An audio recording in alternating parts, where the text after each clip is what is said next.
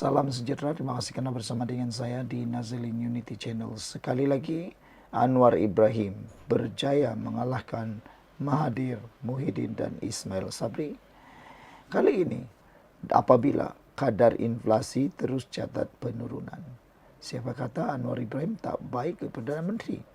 Beliau adalah antara Perdana Menteri yang terbaik pernah dimiliki oleh Malaysia.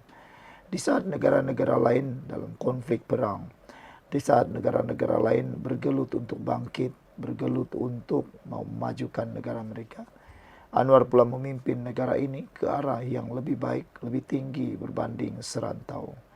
Kadar inflasi, satu lagi, petunjuk bahwa negara ini dipimpin oleh Perdana Menteri yang betul.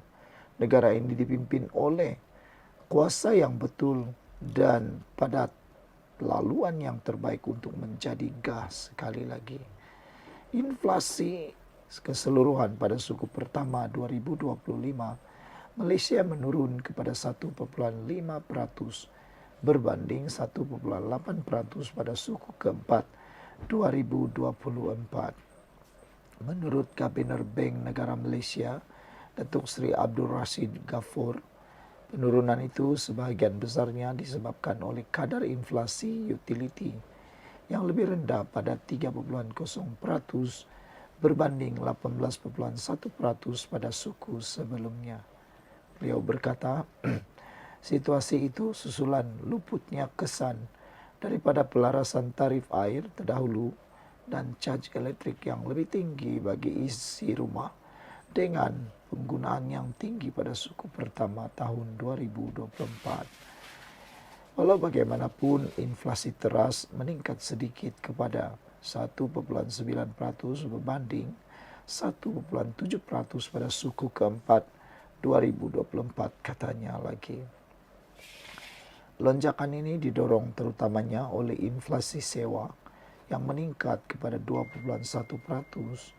Katanya ketika sidang media prestasi keluaran dalam negara kasar KDNK suku pertama 2025 di ibu negara hari ini. Dalam masa sama, Abdul Rashid memaklumkan unjuran baru KDNK yang disemak semula akan dimuktamadkan dalam tempoh 1 atau 2 bulan ini. Jelasnya, unjuran itu akan dibuat selepas mendapat lebih kepastian mengenai dasar tarif Amerika Syarikat dan hasil rundingan Malaysia dengan negara ekonomi terbesar dunia itu. Beberapa data perlu dikaji. Selain hasil rundingan semasa yang lebih jelas, kami baru saja membuat unjuran pertumbuhan, katanya. Kami telah meletakkan andaian yang agak konservatif mengenai tarif Amerika Syarikat. Bagaimanapun, pengumuman tarif timbal balas itu berada di luar jangkaan, kata Abdul Rashid lagi. Sekian untuk kali ini. Jangan lupa tinggalkan komen Anda. Salam sejahtera. Terima kasih karena bersama dengan saya di Nazilin Unity Channel. Anwar Ibrahim mendedahkan satu perkara yang paling mengejutkan dalam kes Najib. Akhirnya Anwar Ibrahim menyatakan beliau syak pihak obses pada Najib ada hela tertentu. Anwar Ibrahim mempersoalkan ketaksuban sesetengah pihak yang jelas terhadap skandaluan MDB dan bekas Perdana Menteri Najib Razak yang kini mendekap dalam penjara. Ketika masih ada lagi banyak kes lain berkaitan rasuah yang melibatkan kerugian bernilai berbilion ringgit. Bercakap dalam program 101 East terbitan Al Jazeera, Perdana Menteri yang menegaskan sikapnya kekal dalam isuan MDB, turut menegaskan terdapat berbilion-bilion ringgit lagi yang dicuri oleh pemimpin lain. 1MDB satu kes besar sedang berjalan, ia berterusan. Tetapi mereka yang taksub kepada Najib dan 1MDB saja, saya tidak berkongsi sentimen dengan mereka, kata Anwar Ibrahim. Jika Anda mendengar mereka seolah-olah satu-satunya masalah di Malaysia ialah Najib dan skandal 1MDB, kata Anwar lagi. Sebelum kita teruskan ulasan ini, jangan lupa, siapa ada masalah kencing manis, gout dan tinggi darah, Sila tekan butang produk yang ada dalam video ini dan beli kerana produk ini terbukti sangat baik, murah, berkesan dan mujarab. Sudah ramai orang yang beli dan mereka kata mereka dalam keadaan yang sangat sehat. Anwar Ibrahim menambah lagi, saya beritahu Anda, ya, Najib sebahagian daripada skandal itu. Bukan Najib saja sebagai Perdana Menteri. Ada Perdana Menteri lain sebelum ini, sebelum dia, Menteri Kewangan lain sebelum dia, selepas dia. Kejar mereka, kata Anwar Ibrahim. Mengapa lindungi sesetengah orang? Mengapa ada obses ini, kata Anwar.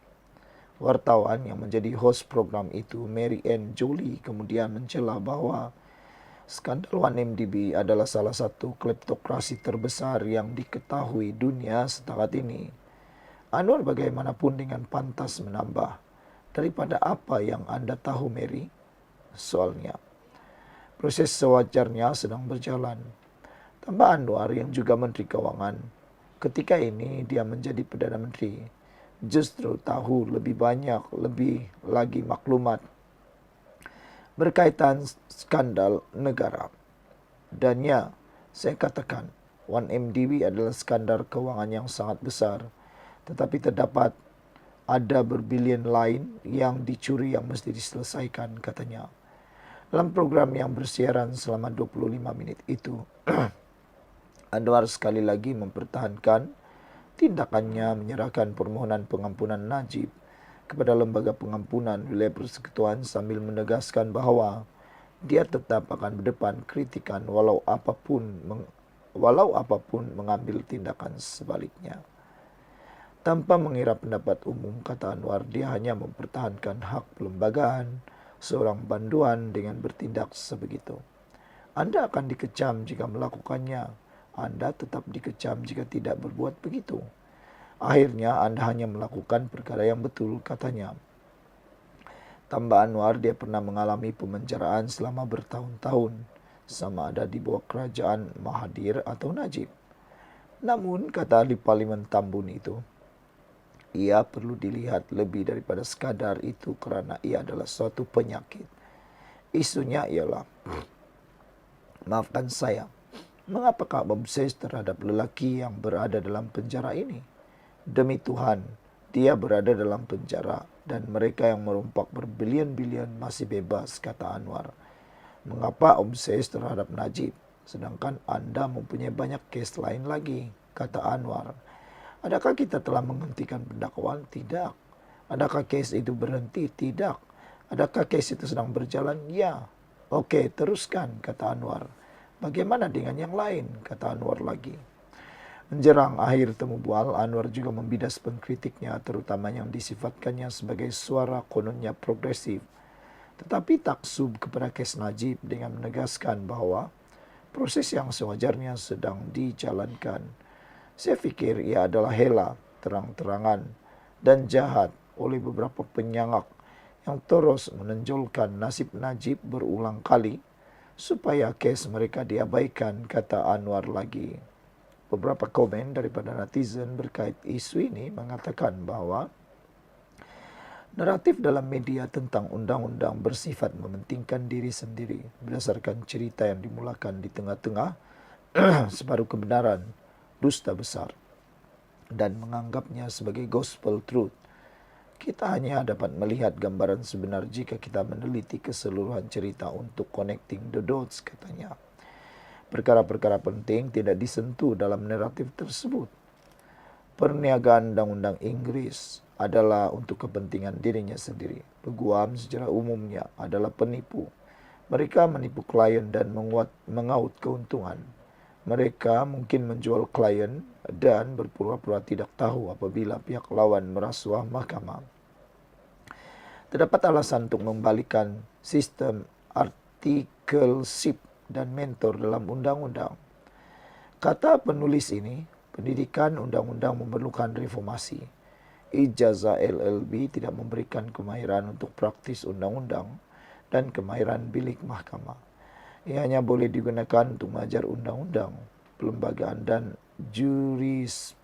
Prudence karena ia adalah program akademik.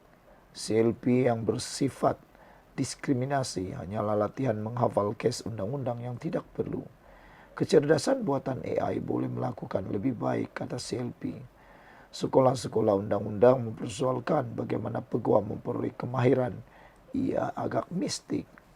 Undang-undang pada akhirnya adalah tentang kuasa bahasa Inggris, menunjukkan bukti pembacaan yang luas, kemampuan berpikir seperti peguam, kemampuan mencari undang-undang dan menunjukkan melalui petikan, serta kemampuan memahami pemikiran hakim apabila mahkamah menemui undang-undang dan mengisytiharkannya berdasarkan keputusan yang diambil dalam penghujatan. Ia adalah tentang undang-undang oleh pihak yang bersengketa mengenai isu konflik.